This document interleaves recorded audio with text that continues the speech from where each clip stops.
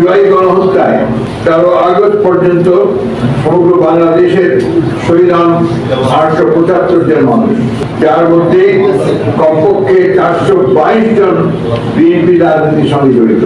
আন্তর্জাতিক গণতন্ত্র দিবস ইতিহাস সাক্ষ্য দেয়, গণতন্ত্র প্রতিষ্ঠায় বাংলাদেশের জনগণকে বারবার ত্যাগ স্বীকার করতে হয়েছে, রক্ত দিতে হয়েছে। এদেশের স্বাধীনতাকে যখনই হ্রাস করেছে স্বৈরতন্ত্র, পরিবার গণতন্ত্র পুনরুদ্ধার করেছে।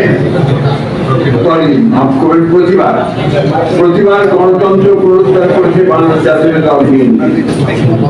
5 সালের পর বৈধ গণতন্ত্র শাসনের পর সংসদীয় গণতন্ত্র প্রতিষ্ঠার মাধ্যমে দেশের মানুষের অধিকার ও মর্যাদা ফিরিয়ে দিয়েছেন শহীদ প্রেসিডেন্ট জিয়াউর রহমান, বীর উত্তম এবং দেশনেত্রী বেগম খালেদা জিয়া। সেই ধারাবাহিকতায় 16 বছরের স্বৈরাচারী দুঃশাসনকে চূর্ণ করে গত 5 আগস্ট বাংলাদেশের জনগণ আবারও বিশ্বাস পায়, গণতন্ত্রের পথ সুগম করে। অসংখ্য ব্যক্তি ও পরিবার রয়েছে যাদের বছরের পর বছর ধরে ত্যাগের মহিমায় আমরা ফ্যাসিবাদ মুক্ত বাংলাদেশ পেয়েছি।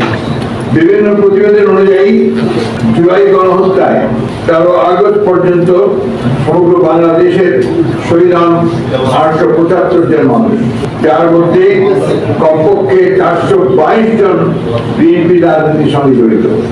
দেশ জুড়ে শহীদ হওয়া সকল শ্রেণী পেশা রাজনীতির মানুষগুলোর বিশাল অংশ যে বিএনপি নেতা কর্মী, এটি কোনো বিচ্ছিন্ন ঘটনা নয়, বরং আমাদের সুদীর্ঘ রাজনৈতিক সংগ্রামের অনিবার্য ফল।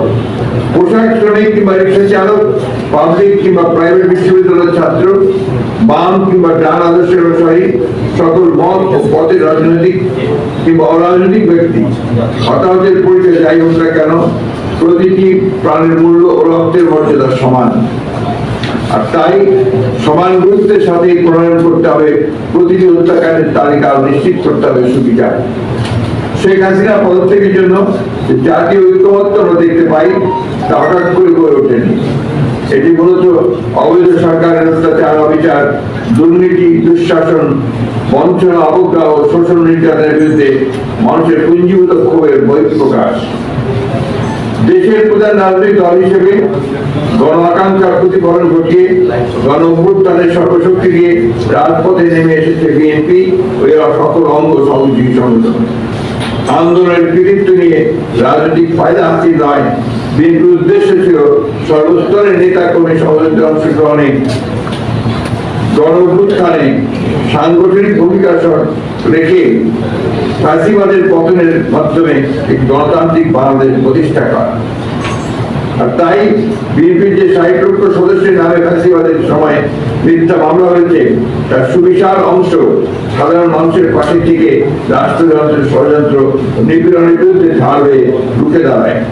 ফলে যার যার অবস্থান থেকে জনগণের কাতারে নেমে আসে বিএনপি, সম্ভাবনা সকল রাজনৈতিক দল গণতন্ত্রের